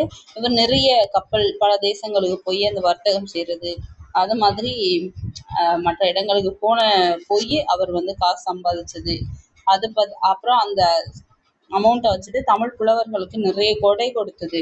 இந்த சீதக்காதி அப்படிங்கிறத நீங்க ஸ்கூல் புக்ல எப்படி படிச்சிருப்பீங்கன்னா வள்ளல் சீதக்காதி அப்படின்னு படிச்சிருப்பீங்க. ஓகேவா? சும்மா சீதக்காதின்னு சொன்னா கூட சில பேருக்கு தெரியாம இருக்க வாய்ப்பு இருக்கு. ஆனா வள்ளல் சீதக்காதின்னு சொன்னோம்னா கண்டிப்பா தெரியும். ஸோ அப்போ அவர் ஒரு வள்ளல். அவர் ஏர்ன் பண்ண, அதாவது சம்பாதித்த பொருள் எல்லாத்தையுமே தமிழ் புலவர்களுக்கு நிறைய கொடை கொடுத்தவர். ஓகேவா? அப்ப புலவர்களுடைய இதயத்துல இவர் இறந்தும் போது, அதாவது இவர் இறந்த தருவாயில, ஏன்னா அவருக்கு கொடை கொடுக்கிற புலவர்களுக்கு கொடை கொடுத்த ஒரு வள்ளல் இல்லையா? இவர் இல்லை அப்படின்னா அந்த புலவர்கள் எல்லாருக்கும் கண்டிப்பா ஒரு பெரிய லாஸா இருந்திருக்கும். ஸோ அப்போ அது ரொம்ப ஒரு கஷ்டமான விஷயமா இருந்தது அப்படின்னு சொல்றாங்க. நமச்சிவாய புலவர் இந்த சீதகாதி அவர்கள் மறைவை அவருடைய பாடல்ல எப்படி வெளிப்படுத்துறாருன்னு பாருங்க. பூமாது இருந்த என் புவிமாது இருந்த என் இப்பூதலத்தில் நாமாது இருந்தென்ன நாமும் இருந்தென்ன நாவலருக்கு கோமான் அழகமர் சீதகாதி கொடைகரத்து சீமான் நிறந்துட்ட போதே புலமையும் செத்ததுவே அப்படின்னு சொல்லி பாடுறாரு. அதாவது சீமான் அப்படின்னு இந்த இடத்துல மென்ஷன் பண்றது யாது அப்படின்னா வள்ளல் சீதகாதிய. ஸோ அப்ப அந்த சீதகாதி அவர்கள் இறந்த போது புலமை என்ன ஆயிடுச்சான், செத்துருச்சு அப்படிங்கிறார். ஸோ அப்ப அந்த அளவுக்கு ரொம்ப புகழ்ச்சியா இந்த சீதகாதியை பத்தி நமச்சிவாய புலவர் பாடியிருக்காரு. இது யார் பாடினதுன்னா நமச்சிவாய புலவர். ஓகேவா? அடுத்தது திருச்செந்தூருக்கு போகிற அந்த இதுல திருச்செந்தூர் அப்படின்னாவே பார்த்தீங்கன்னா முருகன் தான் ஸ்பெஷல். அப்போ முருகனுக்கு பாமாலை அப்படின்னும் பொழுது திருப்புகழ் தான். ஸோ அப்போ அந்த திருப்புகழை பாடுனது யார் அப்படின்னா அருணகிரிநாதர். ரொம்ப முக்கியமானது. அண்ட் கண்டிப்பாக இதை கேள்வியும் பட்டிருப்பீங்க. திருப்புகழ் அப்படின்னாவே அருணகிரிநாதர் தான் ரொம்ப முக்கியமானவர். ஸோ இப்போ இதில் பார்த்தீங்கன்னா ஜஸ்ட் அந்த நூல், அந்த ஆசிரியர் பெயர், அந்த நூல் எதை பற்றினது அப்படிங்கிறத மட்டும் தெரிஞ்சுக்கோங்க. அடுத்தது இந்த நூலில் ஏரி நீர் நந்தவனங்கள் கட்டி கிடக்கிறதுனால சேல் மீன்கள், என்ன மீன்கள் மட்டும் நோட் பண்ணிக்கோங்க, சேல் மீன்கள். அப்போ அது துள்ளி குதிக்கவும் பூஞ்செடி கொடிகளை அழிக்கும் தலைப்பட்டன அப்படின்னு சொல்லி அந்த திருப்புகள்ல பாடியிருக்கார். அதாவது அந்த இடத்தினுடைய அழகு, அதோட உள்ள வர்ணனைகள், அதை பத்தின விஷயங்களை அவர் பாடல்களை குறிப்பிட்டிருக்காரு. அவ்வளவுதான். இதுல நீங்க சேல் மீன்கள்ன்றதை மட்டும் நோட் பண்ணிக்கோங்க. அடுத்தது கழுகுமலை. கழுகுமலை அப்படின்னும் பொழுது பார்த்தீங்கன்னா நிறைய காவடி பாட்டுகள் இந்த கழுகுமலை முருகனை பத்தி பாடியிருப்பாங்க. இப்போ மலை அப்படின்னாவே, அதாவது நம்மளுடைய நிலங்களை நம்ம ஐவகை நிலங்களா பிரிக்கிறோம். அதுல ரொம்ப முதன்மையானது அப்படின்னும் போது குறிஞ்சி தான் ஃபர்ஸ்ட் சொல்லுவோம். இப்போ இந்த குறிஞ்சி அப்படின்னும் போது மலையும் மலை சார்ந்த இடமும், இப்போ மலையும் மலை சார்ந்த இடமும் அப்படின்னும் பொழுது அதனுடைய கடவுளா நம்ம சொல்றது முருகனை. இப்போ முருகன் அப்படின்னும் பொழுது கழுகு மலை இல்லையா? அப்போ மலைன்னும் பொழுது முருகன் தான். இப்போ முருகனுக்காக பாடப்பட்ட இந்த காவடி சிந்து அப்படிங்கிறது திருப்புகழ் அப்படின்னா அருணகிரிநாதர் சொன்னேன். இப்போ காவடி சிந்து அப்படின்னும் பொழுது யாரு? அண்ணாமலையார். இந்த அண்ணாமலையார் காவடி சிந்து பாடினவர். அவர் காவடி பாட்டை நம்ம கேட்கணும் அப்படின்னா பம்பை, மேளம், ஆட்டம், ஸோ இது எல்லாத்தையோட கேட்கும்போது நமக்கு ஒரு நல்லா அந்த சாங் அவ்வளோ சூப்பராக இருக்கும் அப்படின்னு சொல்றாங்க. ஓகேவா? நெக்ஸ்ட் அங்கேருந்து ஒரு 12 மைல் டிஸ்டன்ஸ். 12 மைல் டிஸ்டன்ஸ்ல என்ன இருக்கு அப்படின்னா சங்கரன் கோவில் இருக்கு. ஸோ இது ஒரு பெரிய சிவஸ்தலம், அதாவது சிவன் இருக்கக்கூடிய கோவில் அப்படின்னு சொல்லலாம். அப்போ அம்பாள் கோமதி தாய் அங்கே இருப்பாங்க. கோமதி தாயை பற்றி உண்மையான பக்தியும் தமிழ் பண்பும் வாய்ந்த ஒரு பாடல் யார் பாடியிருக்காங்க அப்படின்னா அழகிய சுக்கநாதர் அவர்கள் பாடியிருப்பாரு. என்ன பாடியிருக்காரு அப்படின்னும் பொழுது, வாடா என அழைத்து வாழ்வித்தல் அம்ம உனை கூடாதென்றார் தடுப்பார் கோமதி தாயே ஈஸ்வரியே அப்படின்னு சொல்லிட்டு அழகிய சுக்கநாதர் என்ன பண்ணியிருப்பாருன்னா அம்பாளை பத்தி, அந்த கோமதி தாயை பத்தி பாடியிருப்பார். ஓகேவா? ஸோ இது ஜஸ்ட் பாடல் வரி. ஆசிரியர் பேரு எந்த இடத்துல இருக்கு, யாரை பத்தி சொல்லியிருக்காங்க, இந்த மாதிரி மட்டும் படிச்சுட்டா போதும். அடுத்தது பார்த்தீங்கன்னா சங்கரன் கோயிலுக்கு வடக்குல, இப்போ நம்ம இது பார்த்தது சங்கரன் கோவில்ல 12 மைல் அந்த அங்க இருந்து டிஸ்டன்ஸ்ன்னு சொன்னோம். இது வந்துட்டு வடக்குல 8 மைல் டிஸ்டன்ஸ்ல முக்கியமான ஒரு இடம் எது அப்படின்னா கருவை நல்லூர் அப்படிங்கிற இடம். நம்ம மேல பார்த்தது வந்து ஒரு சிவஸ்தலம். அங்க ரொம்ப மென்ஷன் பண்றதா சிவனை விட அங்க கோமதி தாயை ரொம்ப எக்ஸாஜரேட் பண்ணி சொல்றாங்க. அதாவது ரொம்ப இம்பார்ட்டன்ஸ் கொடுத்து சொல்றாங்கன்னு சொல்லலாம். அப்ப இங்க வந்துட்டு 8 மைல் டிஸ்டன்ஸ்ல நமக்கு கருவை நல்லூர்ன்ற இடம் இருக்கு. இது நமக்கு வந்து கரிவலம் வந்த நல்லூர் அப்படின்னு சொல்லி நம்ம சொல்றோம். இந்த கருவை நல்லூருங்கிறத கரிவலம் வந்த நல்லூர் அப்படின்னு சொல்றோம். இங்க வந்து பாத்தீங்கன்னா நிறைய கோவில்கள், அதோட சுற்று வீதிகள் எல்லாம் ரொம்ப அழகா இருக்கு. இங்க வந்துட்டு ஒரு புலவர் இருக்காரு, யாரு, திருக்கருவை வெண்பா அந்தாதி, பதிற்றுப்பத்து அந்தாதி, படித்துறை அந்தாதி அப்படிங்கிற 3 நூல்களை பாடியிருக்காரு.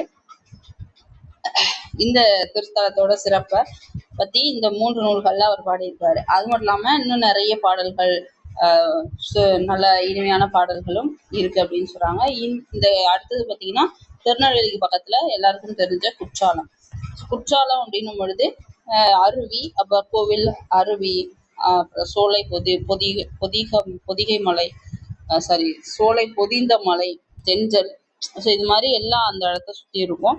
இப்போ இதுல வந்துட்டு நமக்கு ரொம்ப முக்கியமானது என்ன சொல்றாங்கன்னா 1300 வருஷங்களுக்கு முன்னாடி, 1300 வருஷத்துக்கு முன்னாடி யாரு, திருஞான சம்பந்தர் வந்துட்டு நுண்ணுளி தூங்கும் குற்றாலம் அப்படின்னு சொல்லி பாடியிருக்காரு. அது அடுத்தது பார்த்தீங்கன்னா மாணிக்க வாசகரும் ஒரு பாடல் பாடியிருக்காரு. அவர் என்ன சொல்றாருன்னா, உற்றாரை யான் வேண்டேன் ஊர் வேண்டேன் பெயர் வேண்டேன், கற்றாரை யான் வேண்டேன் கற்பனவும் இனி, அமையும் குற்றால குறைக்கின்ற கூத்தாவுன் குறை கழற்கே கற்றாவின் மனம் போல கசிந்துருக வேண்டுவனே அப்படின்னு சொல்லி மாணிக்க வாசகர் பாடியிருக்காரு. ஸோ யார் என்னென்ன பாடியிருக்காங்க அவ்வளவுதான். ஓகேவா? ஸோ இது மட்டும் ஒரு தடவை பார்த்துடலாம். ஏன்னா இது கொஞ்சம் இந்த லெசனும் நம்ம ப்ரீவியஸா பார்த்த லெசனும் மட்டும் கொஞ்சம் டிஃப்ரெண்டானது. சரியா? ஸோ பாருங்க, பாரதியார், அப்புறம் வந்துட்டு தேசிய கவி, அடுத்தது பார்த்தீங்கன்னா கடிகை முத்துப்புலவர். இவர் வந்து 200 வருஷத்துக்கு முன்னாடி வாழ்ந்தவர். இவர் வெங்கடேச எட்டப்ப ராஜாவை பத்தி பாடியிருப்பாரு. மணியாச்சி, அது 7-8 மைல் டிஸ்டன்ஸு. அப்புறம் தாமிரபரணி, சிற்றாறு, 2 ஜாயிண்டார் இடம், சீவலப்பேரிங்கிற முக்கூடல், அப்புறம் முக்கூடல் கல்லு பார்த்துருப்போம். மலையாள மின்னல், ஈழ மின்னல், சூழ மின்னதையை பார்த்துருப்போம். படபட்டடை சொக்கநாத புலவர், இவர் 300 வருஷத்துக்கு முன்னாடி வாழ்ந்திருப்பாரு. இவர் வந்து என்ன பண்ணியிருப்பாரு, நெல்லையப்பர் கோவில்ல உள்ள காந்திமதி தாயை பத்தி அவங்கள வணங்குறதுக்காக வந்திருப்பாரு. அடுத்து திருச்செந்தூருக்கு போற வழியில ஒரு 18 மைல் டிஸ்டன்ஸ்ல பாத்தீங்கன்னா வடகரையில ஸ்ரீவைகுண்டமும், தென்கரையில பாத்தீங்கன்னா ஆழ்வார் திருநகரி, அதாவது நம்மாழ்வார் உருவான இடம் ஆழ்வார் திருநகரி, இது ரெண்டும் இருக்கும். நம்மாழ்வார் எழுதின நூல் தான் திருவாய்மொழி. அடுத்தது கொற்கைன்னும் பொழுது கொற்கை முத்தை பத்தி முத்தல்லாயிர ஆசிரியர் 2000 வருஷங்களுக்கு முன்னாடி பாடியிருப்பாரு. அதுல ரோமாபுரி, கிரேக்க தேசம், சைனா, ஸோ இந்த மாதிரி எல்லா இடங்கள்லயும் இந்த கொற்கை முத்து வந்து புகழ் பெற்றதா இருந்ததுன்றத சொல்றாரு. அடுத்து திருச்செந்தூர்ல இருந்து நம்ம பார்க்கறது காயல்பட்டினம். ஸோ அங்க வந்துட்டு வள்ளல் 250 ஆண்டுகளுக்கு முன்னாடி வாழ்ந்த சீதகாதி. ஸோ இந்த சீதகாதி அப்படின்னும் பொழுது இவர் வந்து ஒரு சம்பாதிச்ச பொருள் எல்லாத்தையும் புலவர்களுக்கு கொடையா கொடுத்தாரு. அதை பத்தி, அவருடைய இறப்பை பத்தி நமச்சிவாய புலவர் என்ன பாடியிருக்காருன்னு பார்த்தோம். சீமான் இறந்துட்ட போதே புலமையும் செத்ததுவே அப்படின்னு சொல்லியிருக்காரு. அடுத்தது திருச்செந்தூர்ல முருகனை பத்தி திருப்புகழை பாடினது அருணகிரிநாதர். அடுத்தது கழுகுமலையில வந்துட்டு காவடி சிந்து பாடும்போது அந்த முருகனை பத்தி காவடி சிந்து பாடினது அண்ணாமலையார். அதுக்கப்புறம் பார்த்தீங்கன்னா 12 மைல் டிஸ்டன்ஸ் சங்கரன் கோவில்ல 12 மைல் அவ்வளோ டிஸ்டன்ஸ்ல சிவஸ்தலம் இருக்கு. அங்க நமக்கு கோமதி தாயை பத்தி பாடியிருப்பாரு அழகிய சொக்கநாதர் அவர்கள். அதுக்கப்புறம் வடக்குல 8 மைல் டிஸ்டன்ஸ்ல கருவை நல்லூர், கரிவலம் வந்த நல்லூர்னு பார்த்தோம். அங்க வந்துட்டு நமக்கு அந்த கோவிலோட சிறப்பு இதை பத்தி 3 நூல்கள் பார்த்தோம். அடுத்தது பார்த்தீங்கன்னா குற்றாலம்னும் போது நமக்கு பீஸ்ஃபுல்லா இருக்கும். அப்புறம் 1300 வருஷத்துக்கு முன்னாடி திருஞான சம்பந்தர் பாடினதும் மாணிக்க வாசகர்களுடைய பாடலையும் பார்த்தோம். ஓகேவா? ஃபைனலா வந்தாச்சு. இங்க வந்து பாத்தீங்கன்னா குற்றால குறவஞ்சி. ஸோ இது வந்துட்டு திரிகூட ராசப்பர் கவிராயர் அவர்கள் எழுதினதுன்னு சொல்லலாம். அவர் ஒரு முக்கியமான பாடல் வரிகள் படிச்சுக்கோங்க. கைலை என்னும் வடக்கு தெற்கு மலை அம்மே, கைலை எனும் வடக்கு மலைக்கு தெற்கு மலை அம்மே, கனக மகா மேருவன நெற்கு மலை அம்மே, துயிலும் அவர் விழிப்பாகி அகிலமெங்கும் தேடும் திரிகூட மலை எங்கள் மலை அம்மை அப்படின்னு சொல்லி பாடியிருப்பாரு. ஸோ இதுல திரிகூட மலையை பத்தி திரிகூட ராசப்ப கவிராயர் அவர்கள் பாடியிருக்காரு. ஓகேவா. நெக்ஸ்ட் வந்துட்டு ரொம்ப முக்கியமான ஒரு விஷயம் என்ன அப்படின்னா, நம்ம பார்த்தது வந்து ஒரு கட்டுரை. அதை எழுதுனது டிகேசி அவர்கள். கிட்டத்தட்ட 70 ஆண்டுகளுக்கு முன்பு எழுதப்பட்ட அந்த கட்டுரை. இதுல ஏதாவது இப்ப சேஞ்சஸ் இருந்து இருக்கலாம், அது இடம் அழிஞ்சிருக்கலாம், வாட் எவர். இங்க என்ன சொல்றாங்கன்னா, மெயினா திருநெல்வேலி சீமை அப்படின்னு இங்க சொல்றது வந்து நம்மளுடைய திருநெல்வேலி அப்புறம் தூத்துக்குடி மாவட்டத்துல உள்ள அந்த பகுதிகளை, திருநெல்வேலி சீமை நமக்கு இங்க மென்ஷன் பண்றது எல்லாமே திருநெல்வேலி தூத்துக்குடி அந்த டிஸ்ட்ரிக்ட்ஸ்ல உள்ள பகுதிகளை தான் நமக்கு இந்த இப்போ பார்த்த காயல்பட்டினமா இருக்கட்டும், எல்லா இடங்களும் வந்து அந்த ஏரியாவை சுற்றி உள்ளதுதான். ஓகேவா. சரி, நான் சொல்லிட்டேன் முன்னாடியே, டிகேசி நமக்கு தமிழ் அறிஞர்கள் தமிழ் தொண்டுல ரொம்ப முக்கியமான ஒரு நபர் அப்படின்னு சொல்லிட்டு. சரி, இவரை பத்தி நம்ம பார்த்துடலாம். டிகேசி அப்படிங்கிறது டி.கே. சிதம்பரனார். இவர் வந்து வழக்கறிஞர். கண்டிப்பா இவரை பத்தி கூற்று காரண வினாக்கள் கேட்பாங்க. ஸோ அதனால அதுக்கு தகுந்த மாதிரி ரெடி ஆகிக்கோங்க. இவர் வந்து ஒரு எழுத்தாளர், திறனாய்வாளர், ரசிகமணி அப்படின்னு சொல்லி அழைக்கப்பட்டவர். இவரோட வீட்டுல பாத்தீங்கன்னா வட்டத்தொட்டி அப்படின்னு சொல்லி ஒரு இலக்கிய கூட்டம் நடக்கும். அதாவது ஈவினிங் டைம்ல எல்லாரும் வந்துட்டு ஒரு பர்டிகுலர் டைம் இருக்கு. அந்த நாள்ல அந்த நாள் பர்டிகுலரா ஒரு கிழமை, அந்த கிழமையில அந்த ஒரு பர்டிகுலர் டைம், அந்த டைமுக்கு எல்லாரும் என்ன பண்ணுவாங்க அப்படின்னா அந்த வட்டத்தொட்டியில அமைந்து இலக்கியங்களை பத்தி பேசுவாங்க. ஸோ அதுதான் வட்டத்தொட்டி அப்படின்னு சொல்றோம். இவர் வந்து கடித இலக்கியத்தினுடைய முன்னோடின்னு அழைக்கப்படுறாரு. தமிழிசை காவலர், வளர்தமிழ் ஆர்வலர், குற்றால முனிவர் அப்படின்னு சொல்லி நிறைய புகழ்ச்சி பெயர்கள் இவருக்கு இருக்கு. இந்த வட்டத்தொட்டியில பங்கு பெறக்கூடிய நபர்களும் வந்து இருக்காங்க. அதை நான் தனியா உங்களுக்கு டிகேசி பத்தி டீட்டெயிலா சொல்லும் போது சொல்றேன். அடுத்தது பார்த்தீங்கன்னா, இப்போ நம்ம பார்த்த இந்த பகுதி இதய ஒளி அப்படிங்கிற நூல்ல இருந்து எடுத்திருக்காங்க. அவ்வளவுதான். அடுத்தது பார்த்தீங்கன்னா,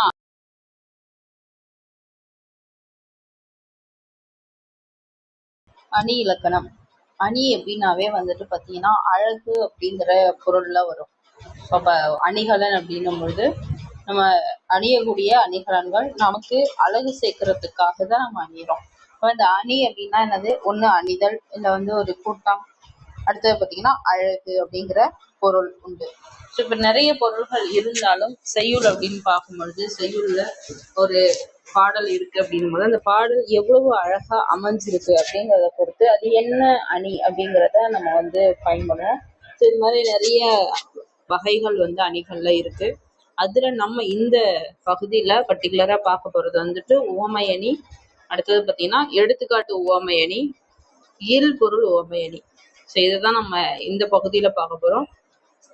நம்ம முன்னாடியே சொன்ன மாதிரி அணி என்னும் சொல்லுக்கு அழகு என்ற பொருள் உண்டு. ஒரு செய்யுளை சொல்லாலும் பொருளாலும் அழகு பெற செய்யறத நம்ம அணின்னு சொல்றோம். அப்போ ஒரு செய்யுள் இருக்கு, அதை எந்த மாதிரியான சொற்களை பயன்படுத்துறோம், எந்த மாதிரியான பொருள்ல அந்த செய்யுள்ல எழுதுறோம் அப்படிங்கிறத வச்சு அதோட அழகு அப்படிங்கிறது இருக்கும். அதுதான் நம்ம அணின்னு சொல்றோம். ஓகேவா.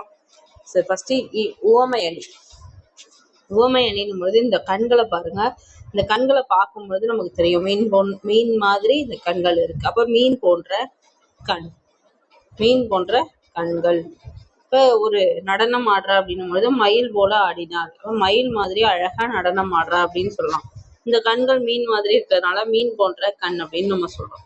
இதுல என்ன பண்ணியிருக்காங்க அப்படின்னா, அந்த நடனம் ஆடக்கூடிய அந்த பெண்ணை வந்து மயிலோட கம்பேர் பண்றாங்க. அந்த மாதிரி இந்த பெண்ணினுடைய கண்களை மீனோட கம்பேர் பண்றாங்க. ஸோ இப்போ இந்த இடத்துல கம்பேரிசன் நடக்குது. ஓகேவா. கம்பேர் பண்றதுதான் ரொம்ப முக்கியமானது. இந்த கம்பேர் பண்றதுதான் நம்ம ஓமைன்னு சொல்றோம். இப்போ ஒரு விஷயத்தை இன்னொரு ஒப்பிட்டு கூறக்கூடியதை நம்ம வந்து என்ன சொல்றோம்? உவமை அணின்னு சொல்றோம். அந்த மாதிரி ஒப்பிட்டு கூறப்படக்கூடிய பொருளை உவமை அல்லது உபமானம் அப்படின்னு சொல்றோம். ஓகேவா. உவமை அல்லது உபமானம் அப்படின்னு சொல்றோம்.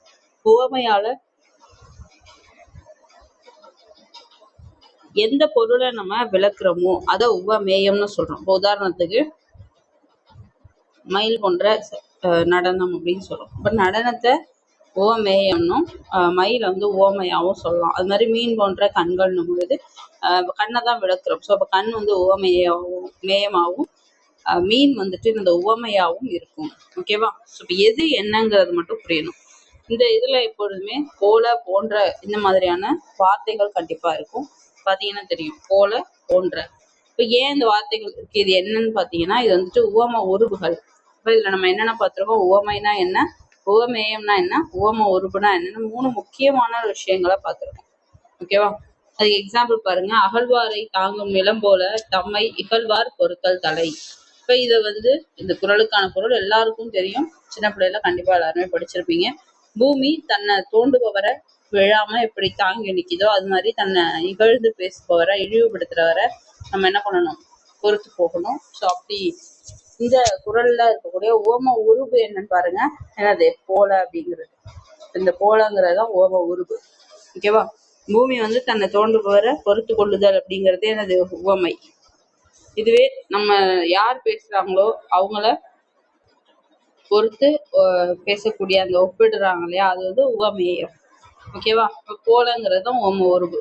ஸோ இப்போ இந்த மாதிரி போல, புறைய, அன்ன, இன்ன, அச்சு, மான, கடுப்ப, ஒப்ப, உரழ அப்படிங்கிற இதெல்லாம் ஓம உருபுகள்.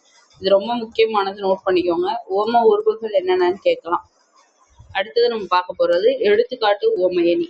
இதுக்கு பெஸ்ட் எக்ஸாம்பிள் தொற்றனைத்து ஊரும் மணற்கேணி மாந்தர்க்கு கற்றனைத்து ஊரும் அறிவு. அதாவது மணற்கேணியில மணல் உள்ள கேணி ஒரு கிணறுல எவ்வளவு நம்ம தோன்றமோ அந்த தோண்டிய அளவுக்கு ஏத்த மாதிரி நீரானது என்ன ஆகும்? ஊறி வரும். ஆனா மனிதர்கள் கற்கக்கூடிய அளவுக்கு ஏத்த மாதிரி, அதே மாதிரி மனிதர்கள் கற்கக்கூடிய அளவுக்கு ஏத்த மாதிரி அவங்களுடைய அறிவானது வளரும் அப்படின்னு சொல்றாங்க. அப்ப எந்த அளவு தோண்ட அறிவு வளர மாதிரி கற்க கற்க அறிவு வளரும். இப்போ அது போல் அப்படிங்கிற இந்த ஓமை உறுப்பு என்ன ஆயிருக்கு அப்படின்னா மறைஞ்சு வந்திருக்கு. முன்னாடி நம்ம பார்த்தது வெளிப்படையா வந்திருந்ததுன்னா அதாவது ஓமையானு சொல்லுவோம். மறைஞ்சு வந்திருக்கு, டைரக்டா வரல. இது எங்கேயாவது போல போன்ற அன்னை, இன்ன, அச்சு, இச்சு, மான, கடுப்ப, ஒப்ப, உரழ ஏதாவது இருக்கா? இல்ல. இப்ப இந்த மாதிரி மறைஞ்சு வந்திருக்குன்னா அதை நம்ம எடுத்துக்காட்டு ஓமையன்னு சொல்லுவோம். இதுல ஓமை ஒரு தொடராகவும் ஓமையம் மற்றொரு தொடராகவும் இருக்கும். அந்த ஓம உருவு பார்த்தீங்கன்னா மறைந்து வந்திருக்கும். இதுதான் இதனுடைய ரூல், முக்கியமானது. ஓகேவா? அடுத்து நம்ம பார்க்க போறது இல் பொருள் உவமயணி. அதாவது இல்லாத ஒரு பொருளை கம்பேர் பண்ணி ஓமையா ஒப்பிட்டு சொல்லுவாங்க. பாருங்க. மாலை வெயிலில் மலைத்தூறல் பொன் மழை பொழிந்தது போல தோன்றியது. பொன் மலைன்னா என்ன? தங்கமலை. அதாவது மலை மாதிரி தண்ணிக்கு பதிலாக கோல்டு பொழியும். ஸோ அப்போ இந்த பொன்மலைங்கிறது எங்கேயாவது நடக்குமா? ஆலங்கட்டி மலை கூட நடக்கும். ஆனா அந்த பொன்மலைங்கிறது பாசிபிள் இல்லை. அப்ப இல்லாத ஒரு பொருளை இங்க ஓமையா சொல்லியிருக்காங்க. அந்த மாலை வெயில் மாலை வெயில்ல வரக்கூடிய அந்த மலை தூறல் பொன்மலை மாதிரி, அதாவது கோல்டு ரெயின் மாதிரி பொழிஞ்சிச்சு அப்படின்னு சொல்றாங்க. அப்ப ஒரு இல்லாத பொருளை இந்த இடத்துல ஒப்பிடுறாங்க இல்லையா? இதுதான் இல்பொருள் உவமையணி. அடுத்து வருங்க. காலை கொம்பு முளைத்த குதிரை போல பாய்ந்து வந்தது. காலை குதிரைக்கு கொம்பு முளைக்குமா? குதிரைக்கு கொம்பு கிடையாது. அப்ப காலை என்ன பண்ணுதான்? கொம்பு முளைத்த குதிரை மாதிரி பாய்ந்து வருது அப்படின்னு சொல்றாங்க. இதுவும் இல்லாத பொருளை ஓமையா சொல்லியிருக்காங்க. ஓகேவா? 2 எக்ஸாம்பிளை மட்டும் பார்த்துக்கோங்க. அண்ட் இதுல இருக்கக்கூடிய ஓமை எது, ஓமையம் எது, ஓம உருவு எது அப்படின்னு தனித்தனியா டிஃபரன்ஷியேட் பண்ண தெரியுதான்னு ட்ரை பண்ணுங்க. கண்டிப்பா இதுல இருந்து கொஸ்டின் கேட்கலாம். அடுத்து இந்த பாடல் வரிகளை சும்மா ரீட் பண்ணிக்கோங்க, கம்பல்சரி கிடையாது. ஓகேவா? நெக்ஸ்ட் இதெல்லாம் ட்ரை பண்ணுங்க. ஓகே, ட்ரை பண்ணிட்டு என்ன ஆன்சர் வரும் அப்படிங்கிறத கமெண்ட்ஸ்ல சொல்லுங்க. தூங்கா நகரம்னு பார்த்தீங்கன்னா மதுரை. ஏன்னா அங்க நாலங்காடி அல்லங்காடி சொல்லிட்டு 2மே இருக்கும். மலைகளின் நிறவரசி கர்ம வீரர் நகரம், காமராஜர் பிறந்த இடம். புலிகள் காப்பகம் எங்க இருக்கு? தெற்கு எல்லை எது? தேர் அழகு நகரம் எது? பூட்டு நகரம் எது? இந்த மாதிரி ஒன்னொன்னும் என்னென்ன வருங்கிறத நோட் பண்ணிக்கோங்க. அண்ட் அது மாதிரி இதுல ஏதாவது தெரில அப்படின்னா கமெண்ட்ஸ்ல கேளுங்க, அதுக்கு ஆன்சர் பண்றேன். அடுத்தது பார்த்தீங்கன்னா கண்டிப்பா இது உண்டு. ஓமைக்கு சரியான ஓமையை எடுத்து எழுதுறது. தாயார் எண்ணெய் கண்ணை இமை காப்பது போல காத்து வளர்த்தாள். ஓகேவா? அதாவது அவ்வளவு பத்திரமா பார்த்துட்டாங்கன்னு அர்த்தம். நானும் தோழியும் டேஷ் இணைந்து இருப்போம், நகமும் சதையும் போல. திருவள்ளுவரின் புகழை உலகமேனா உள்ளங்கை நெல்லிக்கனி. உள்ளங்கையில நெல்லிக்கனி வச்சோம்னா நமக்கு நல்ல விஷுவலா தெரியும் இல்லையா? தான் அப்துல் கலாமுடைய புகழ் குன்றின் மேலிட்ட விளக்கு மாதிரி. அடுத்து சிறு வயதில் நான் பார்த்த நிகழ்ச்சிகள் டேஷ் பசுமரத்தாணி போல மனதில் பதிந்தது. அடுத்து பாருங்க மருவு. சொன்னோம் இல்லையா? இது புதிய சொற்கள் கொடுத்துருக்காங்க. நம்ம ஜஸ்ட் இதுல இருக்கக்கூடிய இந்த ஊருக்கெல்லாம் மருவு பெயர் இருக்கு இல்லையா? சரி, மருவு பெயர். நாகப்பட்டினம், நாகை, திருநெல்வேலி, நெல்லை, இந்த மாதிரி இந்த ஊர் பெயருக்கு மருவு பெயர் என்னங்கிறத ப்ராக்டிஸ் பண்ணிக்கோங்க. ஓகே, அடுத்து நம்ம பார்க்கறது கலைச்சொல். நாகரிகம் அப்படின்னா சிவிலைசேஷன். நாட்டுப்புறவியல் ஃப்ளோக்லோர். அறுவடை ஹார்வெஸ்ட். நீர்ப்பாசனம் இரிகேஷன். அயல்நாட்டினர் ஃபாரினர். வேளாண்மை அக்ரிகல்ச்சர். கவிஞர் பொயட். நெற்பயிர் பேடி. பயிரிடுதல் கல்டிவேஷன். உழவியல் ஆக்ரோனிமி. ஓகேவா?